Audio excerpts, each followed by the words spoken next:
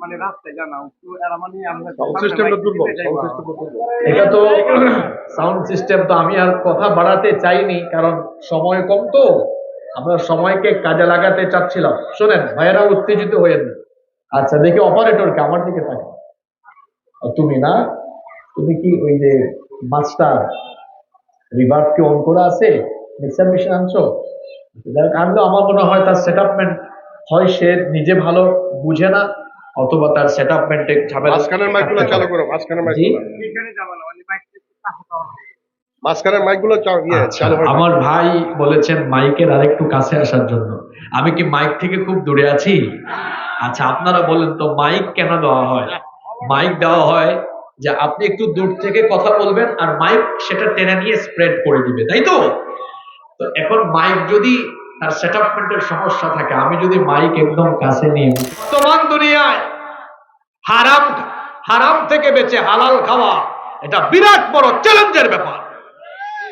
বিরাট বড় চ্যালেঞ্জের ব্যাপার হালাল খাওয়া। এমন কি আজকাল হালাল উপায়ে যেখান থেকে উপার্জন হবে সেইটাকেও মানুষ হারাম বানিয়ে ফেলতেছে। বলবেন হুজুর কিভাবে? মনোযোগ আছে সবার? একজন ব্যক্তি এমন এক প্রতিষ্ঠানে চাকরি করেন, এই প্রতিষ্ঠানে কোনো হারাম কাজ হয় না, তাহলে তো এই প্রতিষ্ঠানে চাকরি করা জায়েজ। কিন্তু এই লোক তার প্রতিষ্ঠানের দেওয়া ডিউটি ঠিক মতো পালন করে না, ফাঁকিবাজি করে। তার ডিউটির টাইম 8 ঘন্টা, সে করে 7 ঘন্টা, 7.5 ঘন্টা। তো এই চাকরি তো জায়েজ ছিল, হালাল ছিল, কিন্তু চাকরিতে তার ডিউটি ঠিকঠাক মতো আদায় না করে, আমানতদারিতা রক্ষা না করে সে মাস শেষে বেতন নিল। এখন হালাল হলেও এই হালালের মধ্যে সে ফাঁকিবাজি করে এখন তার হালালটাকে সে কি বানিয়ে ফেলতেছে? বানিয়ে ফেলতেছে। আপনি কোন স্কুলে, কলেজে, মাদ্রাসায় শিক্ষকতা করছেন, সেখানে আপনি টাইম টু টাইম ক্লাসে যান না। দেখা যায় আপনি ডেইলি 1-2টা ক্লাস মিস করেন, অথবা ক্লাস হলো 45 মিনিট, 20 মিনিট পরে যাচ্ছেন, ফাঁকিবাজি করছেন, মাস শেষে বেতন উঠাচ্ছেন। এই হালালের ভেতরে খেয়ানত করে আপনি কি হারাম ঢুকিয়ে দিচ্ছেন না? তারপরে আপনি ব্যবসা করছেন, ব্যবসা তো হালাল, এই হালালে কিভাবে হারাম ঢুকাচ্ছেন দেখেন। আপনি একটা পণ্য বিক্রির সময় বলতেছেন, ভাই কসম আল্লাহ আপনাকে কেনা দামে দিয়ে দিলাম। আপনি যদি কেনা দামে দিয়েই দেন, আপনার দোকানের ডেকোরেশন খরচ, আপনার ইলেকট্রিক বিল, আপনার দোকান ভাড়া, এগুলো কি আমার বাপ দাদা এসে দিয়ে যাবে নাকি? তারপরে আপনি কি করছেন? 2 নাম্বার জিনিস, কয় ভাই আপনারা 1 নাম্বার জিনিস দিচ্ছি। ব্যবসা ছিল হালাল, এখানে মিথ্যার আশ্রয় নিয়ে তার উপার্জনকে বানিয়ে দিচ্ছে হারাম। যখন সে মেপে দিচ্ছে, ওজনে কম করে দিচ্ছে, তারপরে উপরে তাজা মাছ, নিচে পচা মাছ, উপরে ভালো সবজি, নিচে পচা সবজি। রাসূল কি বলেছেন? মান গাশশা ফালাইসা মিন্না, যে ব্যক্তি ধোঁকাবাজি করে সে আমার উম্মত হতে পারে। তো ছিল তো হালাল, আপনি বানিয়ে ফেলেছেন কি? এইভাবে আপনি হারাম খাচ্ছেন।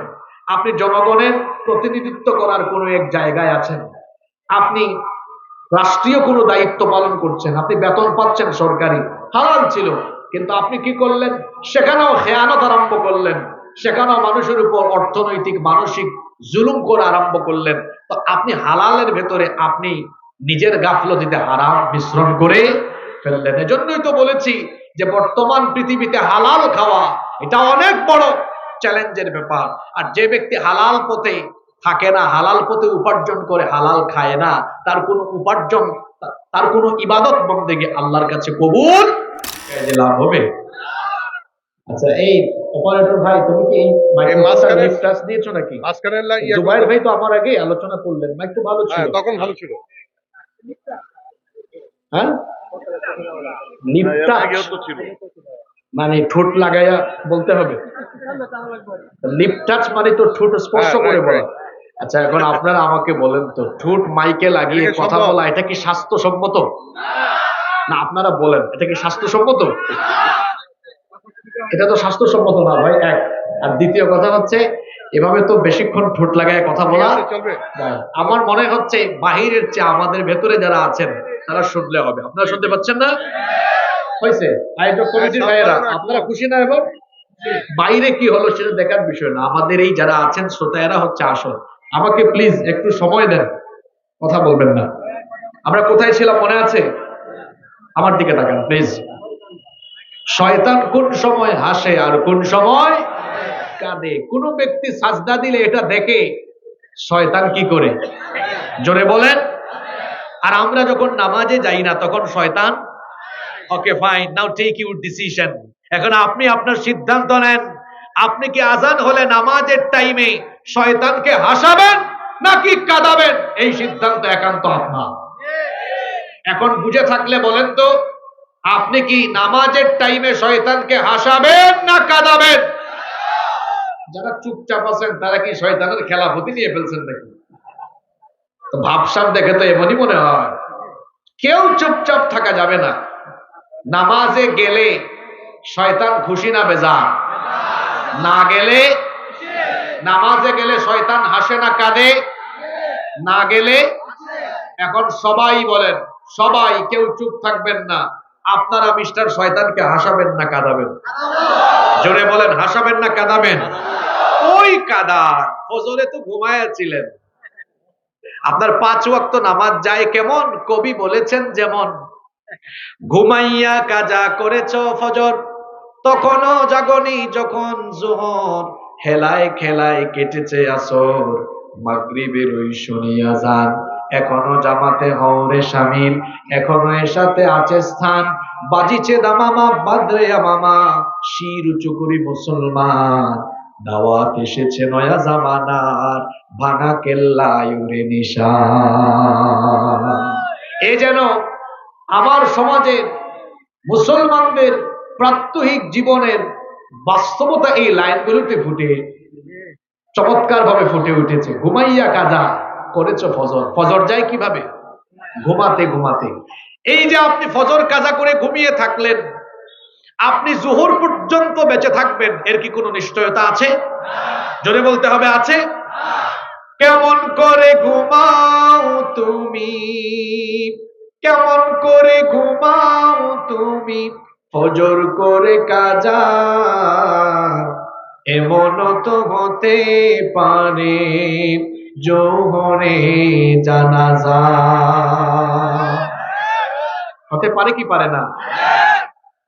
শুধু ঠিক ঠিক বলে চলে যাইয়েন না। এখন তো মাহফিলে ঠিক বলা ফ্যাশন হয়ে গিয়েছে। আপনি ঠিক বললেও কোরআন হাদিসের কথা ঠিক, আপনি ঠিক না বললেও এটা ঠিক, এটাও ঠিক। ঠিক না বলে উপলব্ধি করার চেষ্টা করুন। এই যে ঘুমিয়ে থাকলেন, ফজরে আসলেন না, জোহর হওয়ার সম্ভাবনা নেই, জোহর যায় আপনার, জোহর চলে যায় আপনার বেখেয়ালে, আসর চলে যায় খেলাধুলায়, মাগরিব চলে যায় আড্ডায়, এশা চলে যায় তামাশায়, এইভাবে করে জীবন যাচ্ছে, তাই না? যেতে যেতে এই জীবন তো একদিন থেমে যাবে, মরতে আপনাকে হবেই। Keep in your mind, no one can escape from death. মৃত্যু থেকে পালিয়ে কেউ বাঁচতে পারবে না, আপনাকে মরতে হবেই। এই যে 5 ওয়াক্ত নামাজ আপনার হেলায় খেলায় রং তামাশায় যাচ্ছে তো যাচ্ছে, যাচ্ছে তো যাচ্ছে, একদিন তো এই জীবন থেমে যাবে, একদিন মরবেন। এটা কি অবিশ্বাস হয় না বিশ্বাস হয়? আচ্ছা, বিশ্বাস যদি হয় তাহলে আমাকে বলেন, মৃত্যুর পরে আখিরাতে কিয়ামতের মাঠে আল্লাহর সামনে দাঁড়াতে হবে, কোনো সন্দেহ আছে? সেই দিন আল্লাহ তাআলা মানুষকে প্রথম যে আমল সম্পর্কে প্রশ্ন করবেন সেটা কি? ওয়াজ তো তারা সব জানে, এখানে কি আর ওয়াজ করতে হয়? ওয়াজ জানে, আমল। বুখারীর হাদিস, আল্লাহর নবী বলেছেন, ইন্না আউওয়ালা মা ইউহাসাবু বিহিল আবদু ইয়াওমাল কিয়ামাতি মিন আমালিহি সালাতি। আল্লাহর নবী বলেছেন, নিশ্চয়ই কিয়ামতের ময়দানে আল্লাহ তাআলা তোমাদেরকে প্রথম যে আমল সম্পর্কে প্রশ্ন করবেন সেটা হলো বান্দা নামাজ ঠিকমতো আদায় করেছো কিনা। কি জবাব দিবেন বলেন তো? আপনার তো 5 ওয়াক্ত নামাজের কোনো খবর নাই। হ্যাঁ, রাসূল বলেছেন, বাইনাল আবদি ওয়া বাইনাল কুফরি তারকুস সালাহ। আল্লাহর বান্দা আর কাফিরের মধ্যে পার্থক্য হলো নামাজ ছেড়ে দেওয়া। সালাত এটি এমন একটি ইবাদত, আস-সালাতু হিয়া রাসুল ইবাদাহ, এটি হচ্ছে ইবাদতের মগজ।